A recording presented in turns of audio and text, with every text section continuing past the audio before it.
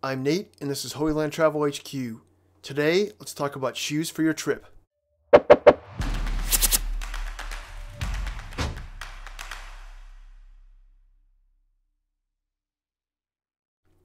My main recommendation here is to look for trail running shoes, but this doesn't mean that hiking shoes or any other shoes are bad. Hiking shoes provide a great deal of support, which some travelers may prefer.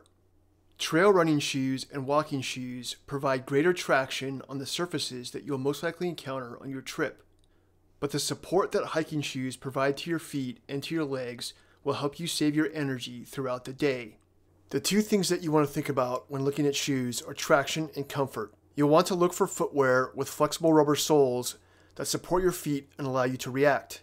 And they need to be snug in order to work properly. Whether you're going to Israel, Turkey, Greece, Italy, Jordan, or Egypt, you'll encounter everything from uneven city sidewalks, stone pavers, paved roads, and dirt hiking trails. Depending on the nature of your tour, you might find yourself traversing all or some of these terrains. Generally, the study tours do the hikes, but even if your tour does do a hike, there's always an option to skip it. In order to know what kind of shoes you need to buy, we need to know what the hazards are. In Jerusalem's Old City, walkways are all stone pavers.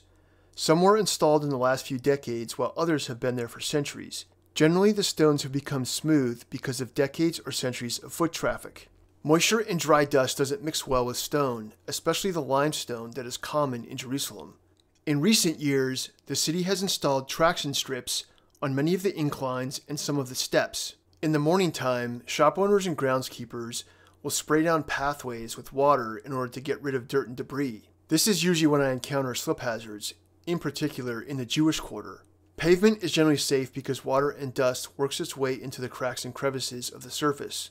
However, on steep hillsides, such as the pathway up to the Mount of Olives, it can get a little dicey when it rains. When you visit ancient sites and ruins, dirt and gravel pathways are the norm. Roots can pop up as trip hazards, and loose rocks and gravel on hard-packed dirt can cause sliding.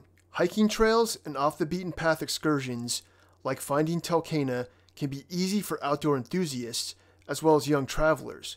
If you're an avid hiker or even someone who goes for brisk walks, there isn't much to worry about, but the terrain can change from paved road to loose dirt and then patchy grass rather quickly. At Ein Gedi, for example, the trail is not difficult. It's hard-packed dirt. However, if you're an older traveler or not athletically inclined, you're going to want to have a pair of shoes that provide stability and traction.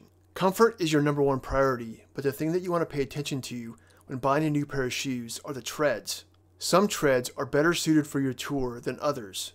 The type of tread that you're looking for is commonly found on trail running shoes and sometimes outdoor sandals, regular running shoes, and walking shoes. The key feature is that the rubber on the sole is flexible and the nubs can be easily moved with your finger. There will also be a little bit of space in between the nubs. The nubs will vary in size, but they're still movable.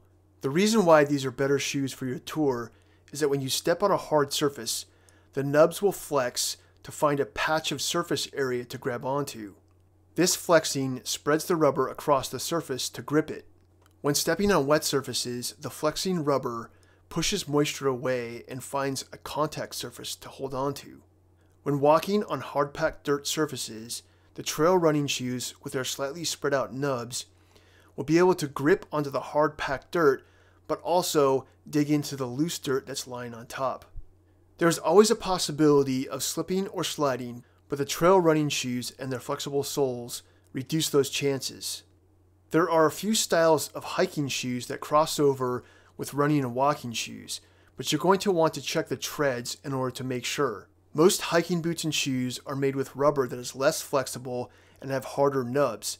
They can easily handle hard-packed dirt, however, loose gravel and loose dirt can easily cause sliding.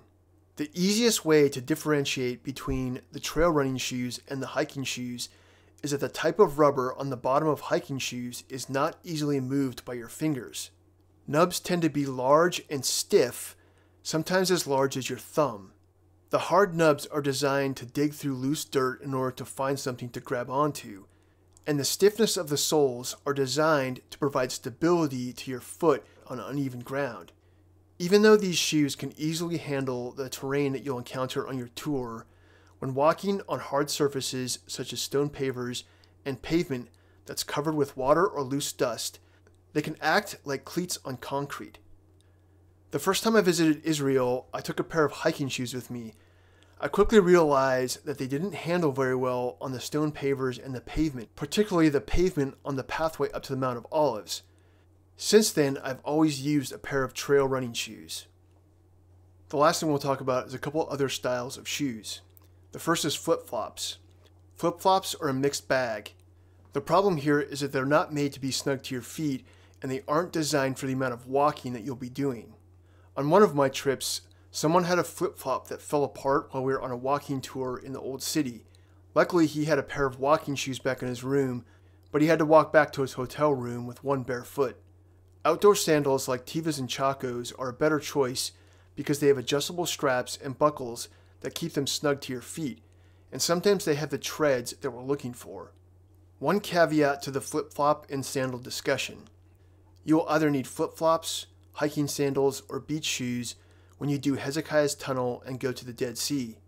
In Hezekiah's Tunnel, you'll be treading through knee-high water for a couple hundred yards, and at the Dead Sea, you'll need to wear something in the shower rooms because they're disgusting, and you'll need to be able to get down to the water. Thanks for watching, and if you like the content in this video, please hit the like button and subscribe to keep me in your feed.